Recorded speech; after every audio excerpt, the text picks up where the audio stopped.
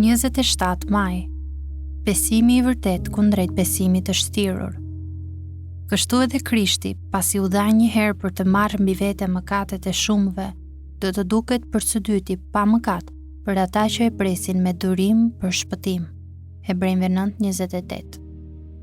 Pyetja që shtrohet para të gjithëve ne është: a jemi të përfshirë mes të shumëve mëkatet e të cilëve Krishti i ka mbartur, dhe a do të shpëtohemi në ardhjen e tij të dytë?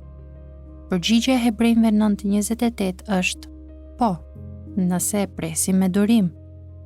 Ne mund ta dimë që mëkatet tona janë hequr tej dhe se do të jemi të sigurt në gjykim nëse i besojmë Krishtit në mënyrë të tillë që na bën të presim me durim ardhjen e tij.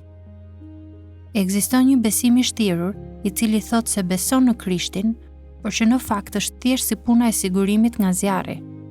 Besimi i shtirur beson vetëm për t'i shpëtuar ferrit. Ky besim nuk ka ndonjë dëshirë reale për Krishtin. Në fakt, ai besim do të parapaqente më tepër nëse Krishti nuk do të kthehej, dhe kështu të mund të shijojmë sa më shumë që të jetë e mundur nga kënaqësitë e kësaj bote. Kjo tregon që zemra nuk është me Krishtin, por me botën. Prandaj, çështja për ne është kjo: a e presim me padurim kthimin e Krishtit? Apo mos duam që ai të qëndrojë larg derisa të shijojmë plotësisht lidhjen tonë jashtëmartësore me botën? Kjo është pyetja që e vën në provë vërtetësinë e besimit.